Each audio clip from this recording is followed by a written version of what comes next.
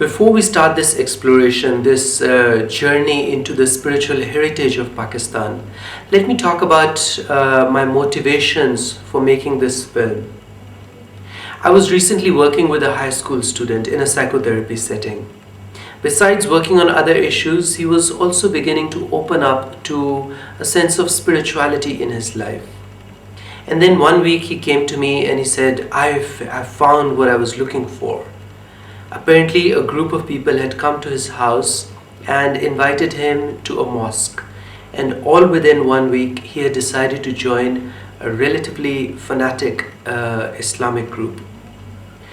Unable to hide my disappointment, I told him that they represent quite a formalistic interpretation of Islam, and I thought what he was beginning to open up to was a sense of spirituality in his everyday life, his connection to our spiritual heritage.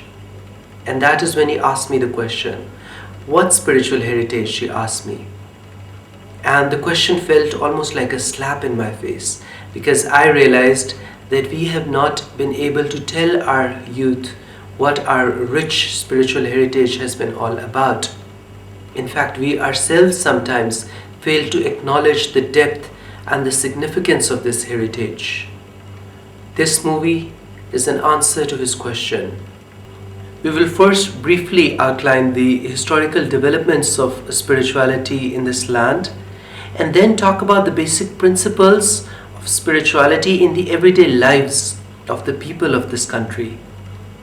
While there are signs of human habitation in the Pothwar Plateau around River Swan, dating back to over 100,000 years, the earliest fully developed civilization known in the area is of Mehergarh, from around 11,000 years ago.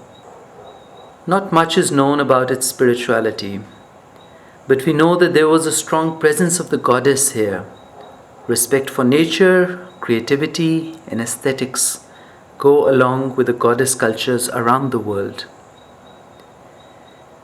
At Mehergarh we find exquisite art forms and well-developed motifs, along with an interesting absence of any weapons.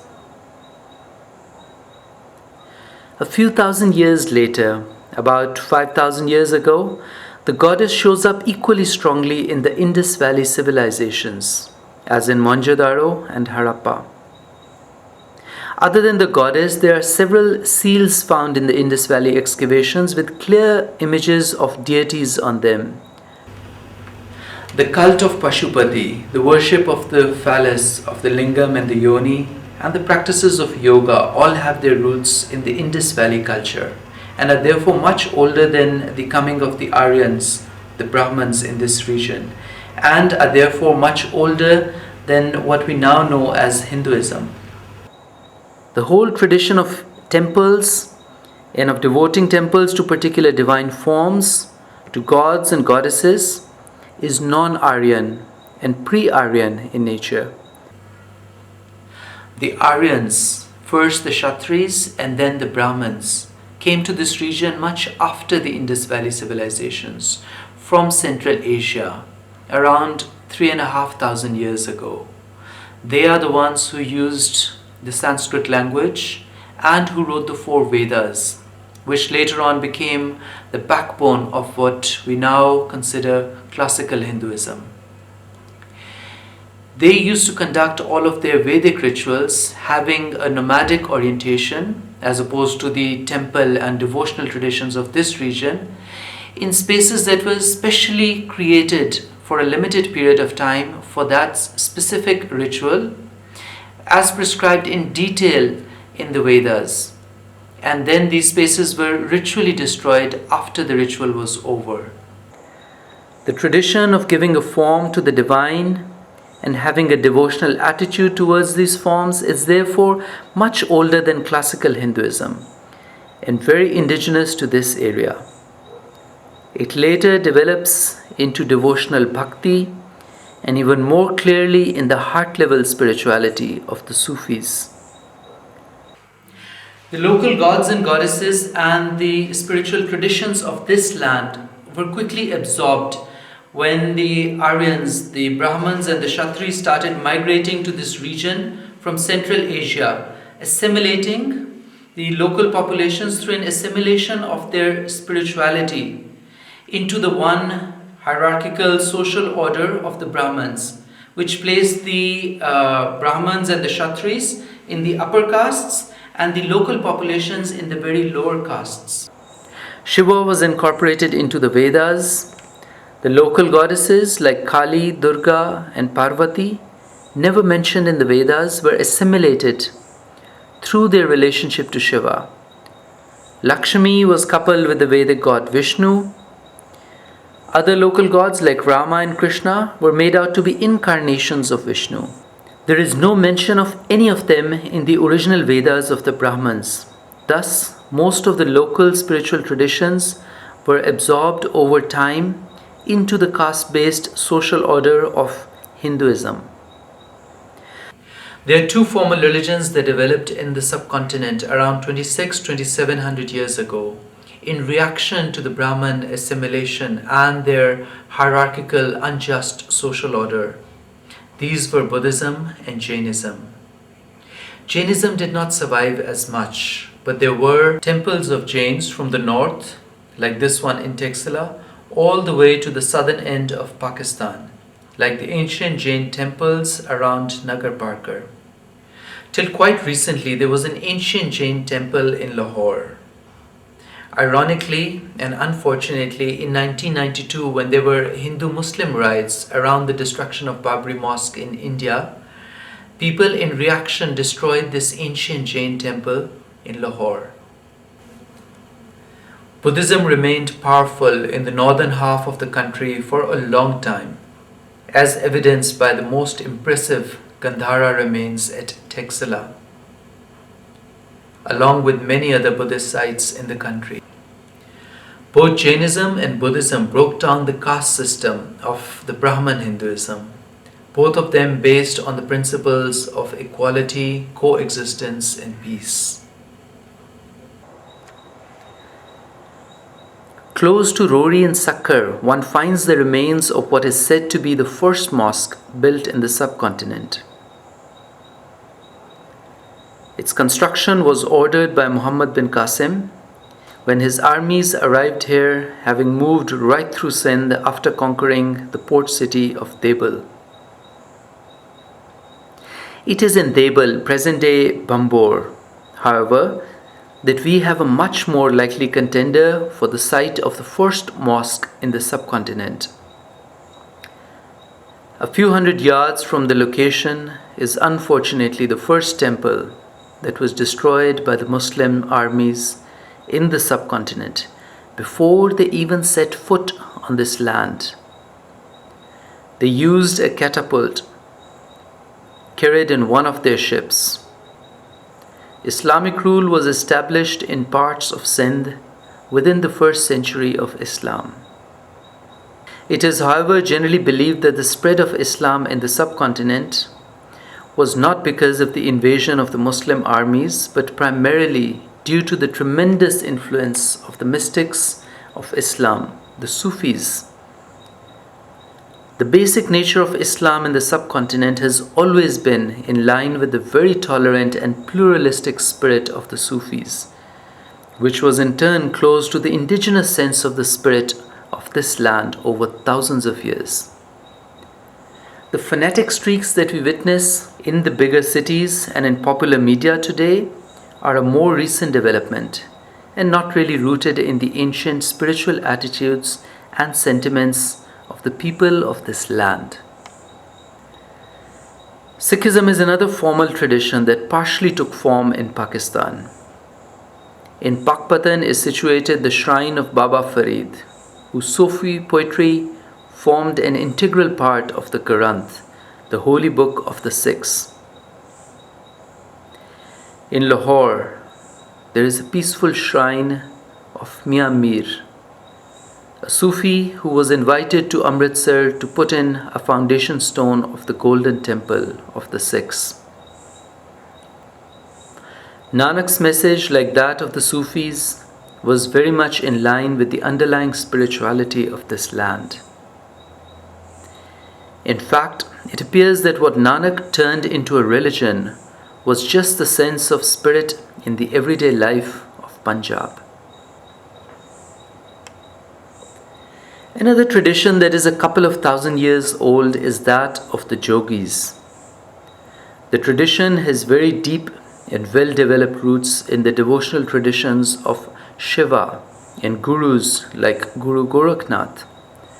The most central of the shrines and temples of the tradition that exist all over the country is the temple at the highest point of the Pothoar Plateau, known as Tilla Jogia, close to Jhelum.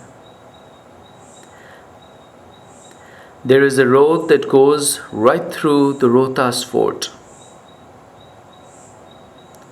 With the help of a 4x4, it can take one through an exciting, adventurous drive to the top of the mountain to one of the most enchanted temples in the country.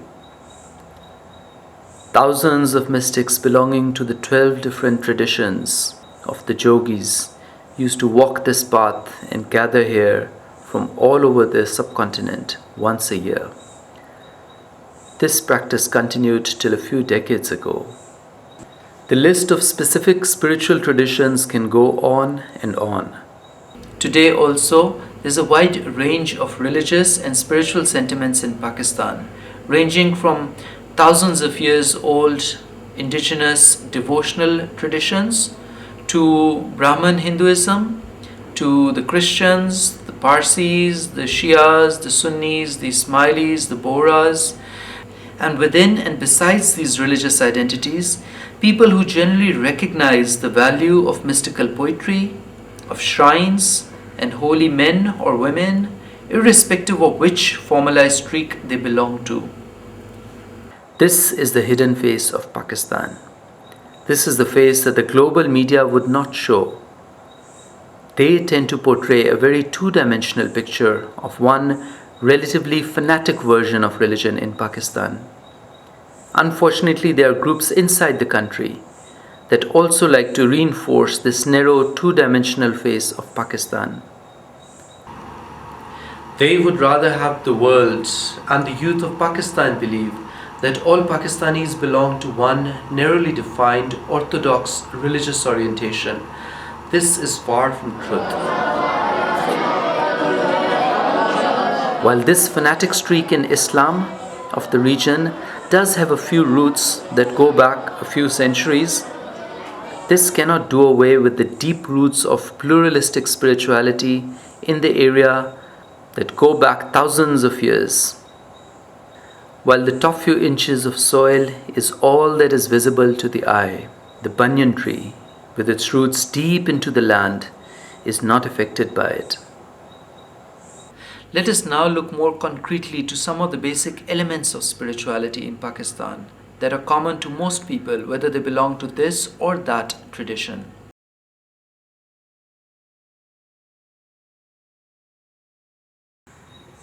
More than bookish knowledge and empty rituals, it is the heart and the inner transformation that matters. A few hours' drive away from Jhang lies the shrine of Sultan Bahu.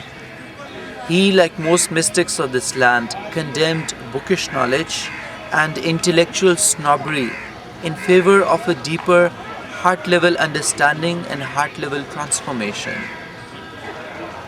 His words, like those of many mystics, still echo through the minds and the hearts of the people of this land. Pad ilm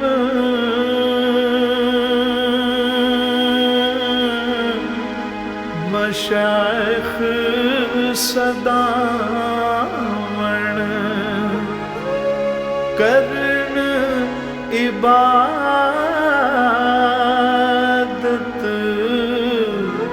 dori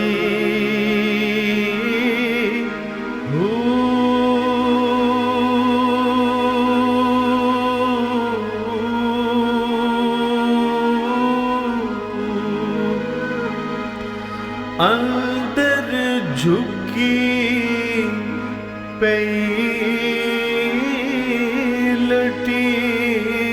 वे तन मन खबर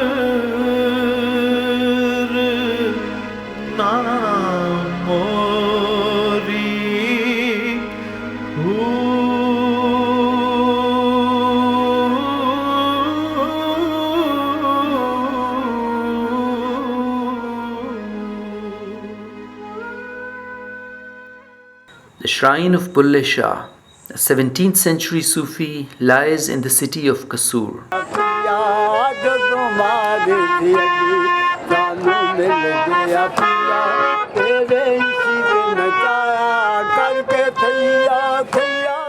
He downplays the importance of dogma and theology, as well as empty rituals of the outer form. His famous proclamation goes, Ilmo bas kariyo yar, enough of your knowledge, your sermons, dear friend. Bulle Shah also says, Makke gaya gal mukdi nahi ਭਾਵੇਂ 100 ਜੁਮਾ ਪੜਾਈਏ ਮੱਕੇ ਗਿਆ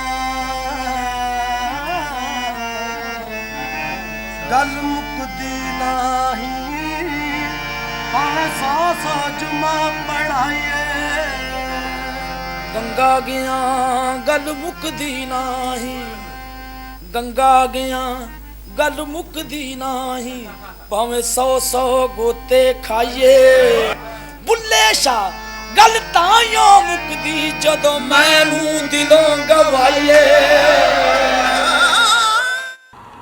From the temple traditions to the ascetic practices to over 1,000 years of Sufi poetry, the path of spirituality almost always leads to a shedding of the ego of one's outer self and connecting with the deeper divine truth within oneself. ਪੜ ਪੜ ਇਲਮ ਕਿਤਾਬਾਂ ਥੱਕਾਂ ਕਦੀ ਆਪਣੇ ਆਪ ਨੂੰ ਪੜਿਆ ਹੀ ਨਹੀਂ ਜਾ ਜਾ ਵੜਦਾ ਮੰਦਰ ਮਸੀਤਾਂ ਕਦੀ ਆਪਣੇ ਅੰਦਰ ਤੂੰ ਵੜਿਆ ਹੀ ਨਹੀਂ ਜਾ ਜਾ ਵੜਦਾ ਮੰਦਰ ਮਸੀਤਾਂ ਕਦੀ ਆਪਣੇ ਅੰਦਰ ਤੂੰ ਵੜਿਆ ਹੀ ਨਹੀਂ ਐਵੇਂ ਰੋਜ਼ ਸ਼ੈਤਾਨ ਨਾਲ ਲੜਦਾ ਕਦੀ ਨਫਸ ਆਪਣੇ ਨਾਲ ਲੜਿਆ ਹੀ ਨਹੀਂ ਬੁੱਲੇ ਸ਼ਾਹ ਅਸਮਾਨੀ ਉੜਦੀਆਂ ਫੜਦਾ ਜਿਹੜਾ ਘਰ ਬੈਠਾ ਉਹਨੂੰ ਫੜਿਆ ਹੀ ਨਹੀਂ ਬੁੱਲੇ ਸ਼ਾਹ One's heart matters, the intentions matter, and how these intentions are reflected in what one does, not what one says or how many rituals one performs.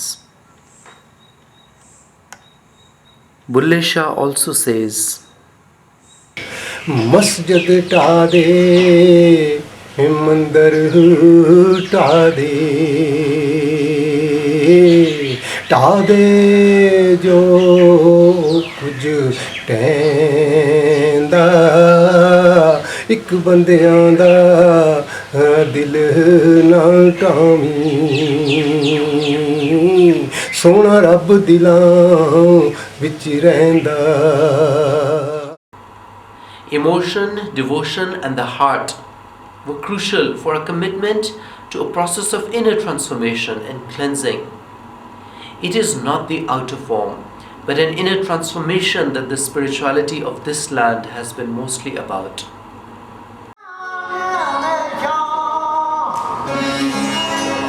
Powerful poetry and music has always played a role in moving and transforming the heart.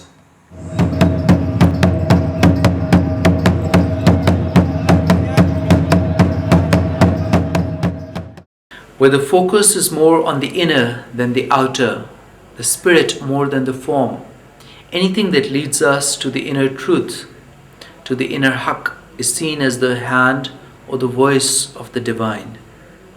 This often includes the spiritual teacher, the murshid.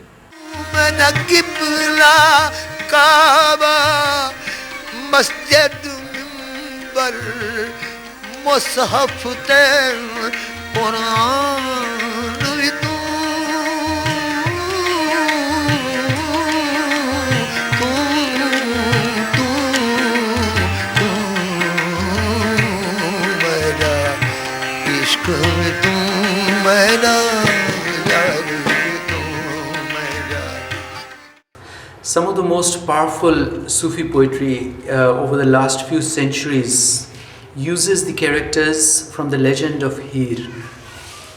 Hir, however, was not just a folkloric, symbolic figure.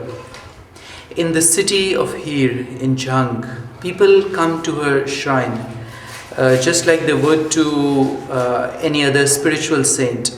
They come to Mai or to Mai Hir because she was the one who showed us the spiritual path of devotion, of the transformation of the heart, of the purification of the heart, beyond any theological dogmatic argument. The scholars ask if he really existed and could she really be buried in this shrine. To the people of this land, it does not matter, because when they stand at the shrine, they feel connected to Hir and connected to that archetypal heart energy within themselves. Another example of this is the shrine of Shams Tabriz in Multan. He was the wandering dervish who allowed Jalaluddin Rumi to go beyond his bookish knowledge through an opening of the heart, and thereby gave the world some of the most transforming and most powerful mystical poetry of all times.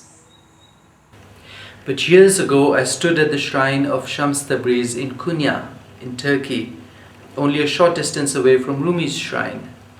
And could Shams really be buried there either? Because according to the historical records, his body was never found. It does not matter, because for people who stand at his shrine, they feel connected to him and through him to a place of transformation within, to a place where attitudes and behaviors flow out of. The same is true for Hir's shrine. In the final dialogue with the Qazi, in the earliest Punjabi version of Hir Damodar, she tells the Qazi that you cannot do justice in matters of the heart and matters of the spirit if you have not tasted the devotional path yourself. People were able to understand what she was saying in the story. Even the Qazi in the end accepts his defeat and says that I could not go beyond my bookish knowledge.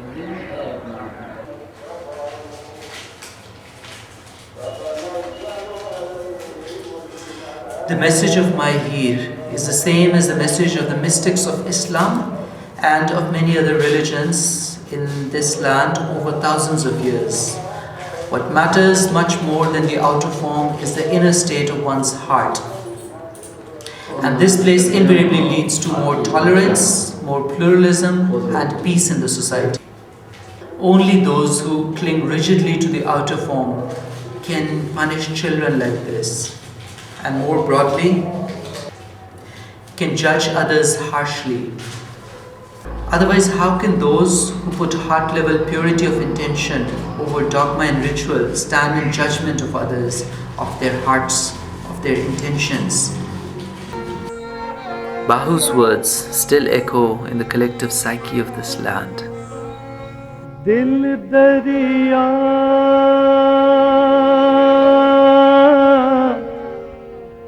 samudron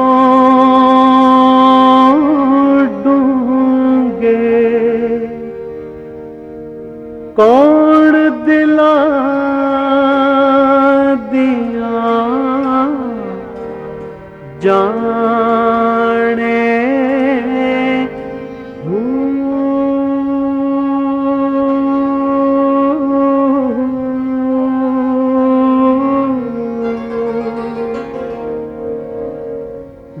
Principle number 2, recognition of the spirit beyond the form. In the spiritual traditions of this land, there's a recognition and a respect for the spirit, for the connection, even if it is in a form that comes from another tradition. Let's stay with the story of Hir, which remains perhaps the best known love story of this region. We retrace the footsteps of Rancha as he climbed Tilla Jogya after Hir was married off to another person, after he had gone through a period of letting go of his worldly possessions to become a jogi. He wore the orange robe, wore the signature earrings, and became a Gorakhnathi jogi. The interesting thing is that this means belonging to the broader Shaiva tradition, and from then on the story continues without a hiccup, with him being the embodiment of the divine beloved in the poetry of countless Sufis from then on. Was he devoted to Allah or to Shiva or to Gorakhnath? The important thing is that this did not matter, not to the Sufis over the centuries, nor to the people listening to this poetry. It did not matter because on the spiritual path, the names and the forms do not matter, not just to the mystics or the Sufis, but generally to the people of this land. According to the Jhelum Gazetteer, till a few centuries ago, and we know that this continued in fact till a few decades ago, there was a large number of Gorakhnathi yogis living in this area who counted themselves as Hindus.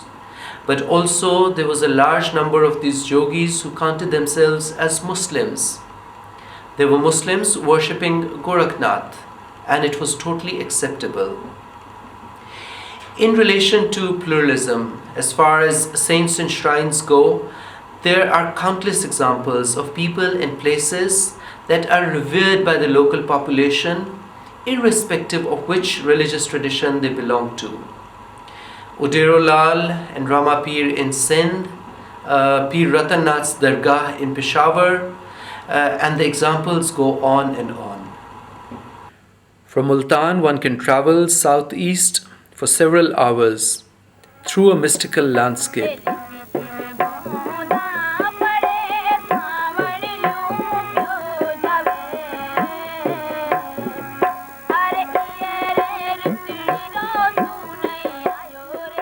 Through the Cholistan desert.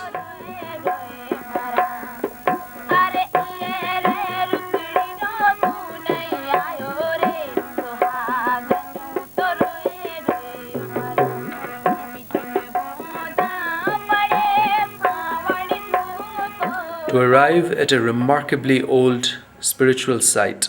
The shrine is mentioned in the writings of the Greeks, so clearly older than a few thousand years.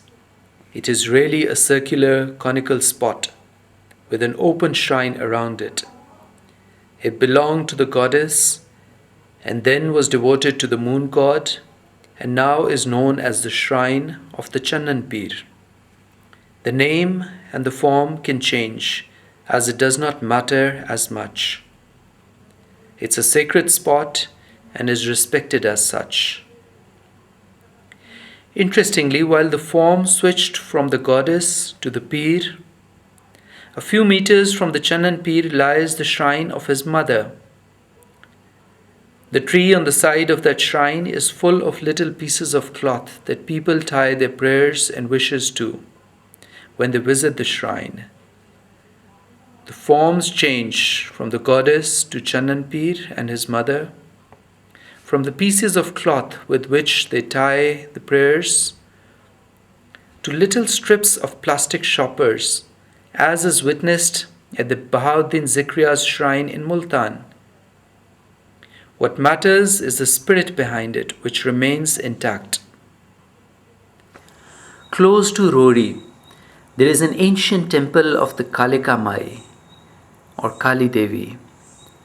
The temple continues into a long cave that circles into the mountain with very powerful spiritual symbolism.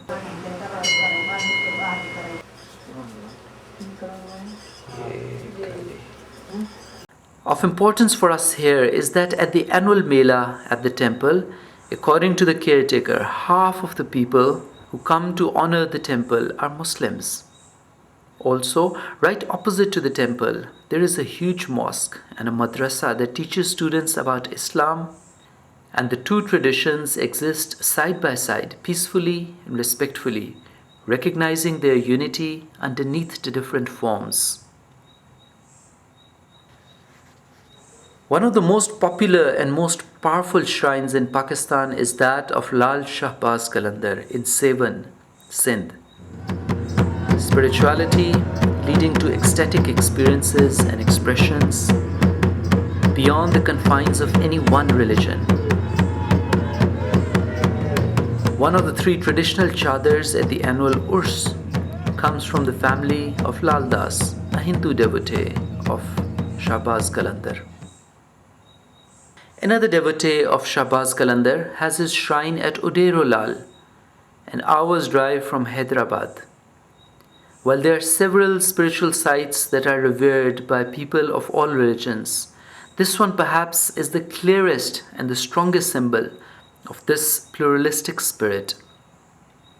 A bell at the entrance welcomes you to the shrine. On one side of the entrance hall is a proper temple in his honor, and on the other side, a shrine with his grave in the middle. Was his formal religion Hinduism or Islam? Even the caretakers of the shrine are divided on that. Some are clear that he was a Muslim but fought for the rights of the Hindus, and others say very clearly that he was a Hindu. What is important is that standing there, the question seems somewhat absurd of whether this spiritual site is a Hindu or a Muslim place. That is the living tradition of this land. And it is important to recognize that it is a living tradition, not just present in shrines or old poetry books, but in popular contemporary music also. Abrar, loved by almost all the various sections of Pakistani society. जहाँ भी जाऊँ दुनिया में तेरे जलवे मेरे संग संग तेरे रंग रंग तेरे रंग रंग तेरे रंग रंग तेरे रंग रंग. Janoom that remained one of the most popular bands of Pakistani youth for many years.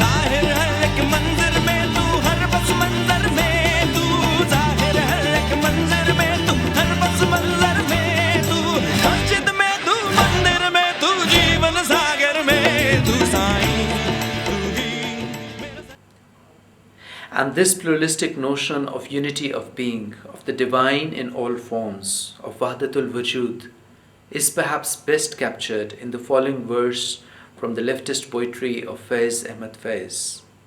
This comparison might be unexpected for some, but fully aligned for those who understand and who know the life and work of Faiz and the basic elements of spirituality: selflessness, an open heart, a connection to the suffering and the pain of those around, a life intensely lived with the connection to the whole.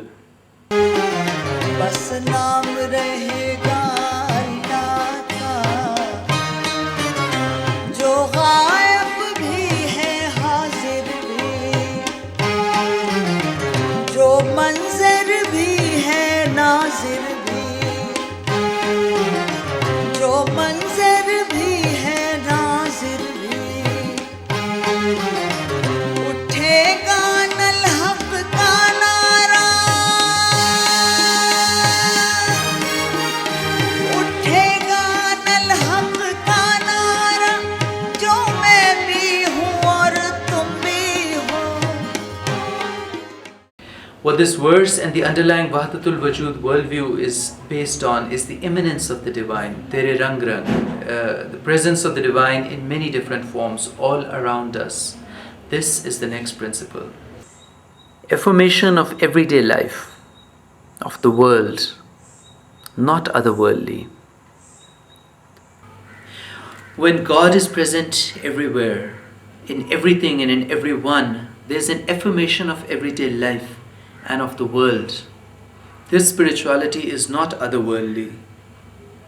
The focus for the mullah remains not on the here and now of the Sufis, but on the hereafter, where the purpose of this world is then only to prepare us for the hereafter and to give us a better place in the hereafter.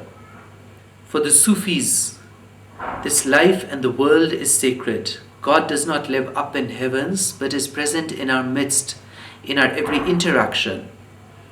Of influence from outside were philosophies like that of Ibn Arabi and poets like Rumi and Hafiz. But much before that, the spiritual traditions indigenous to this area have mostly remained earth-based. The world was the body of the goddess. Be it Durga or Kali or the feminine energy Shakti, nature and animals were sacred.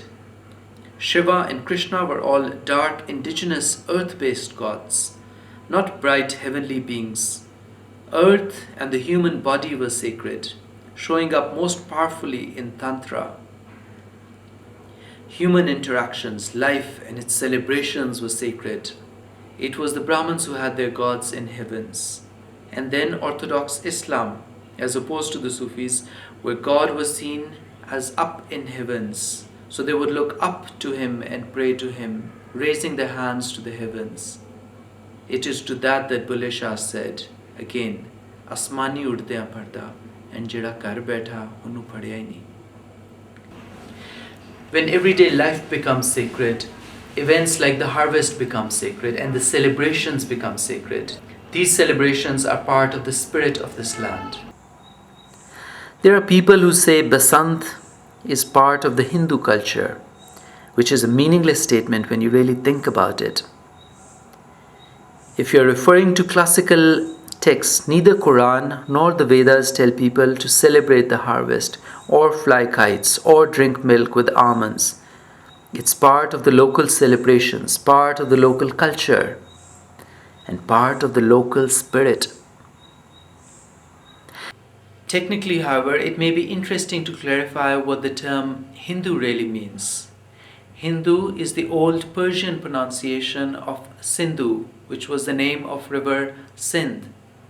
Hindustan then was the land of river Sindhu and the land to the east of it, since they, the Persians, were looking at it from the west. The people of Hindustan were then also called Hindus.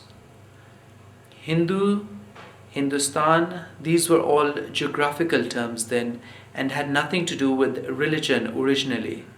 That is why all the religions of this area, not just the Vedic religion of the Brahmins, were lumped together in this term Hinduism. It is the Brahmins who used the term to their advantage, since they were trying to assimilate all the local religions in any case. So geographically, if all the people of this land are Hindus, only then, yes, Basant is a Hindu festival. But if by Hindu we mean the religion of the Brahmins, then Basant has as little to do with Hinduism as with Islam. We need to own and celebrate the festivals and the spirit of this land. It is of vital importance to be careful to maintain our basic link with all the elements of spirituality. Devotion without pluralism, for example, led to the destruction of the Babri Mosque in India in the name of Ram, and as a reaction to attacks on many temples in Pakistan. Similarly, burning vehicles, houses, people, even little children in the name of devotion to the person of a prophet is not part of the heritage of this land and means spirituality gone out of balance.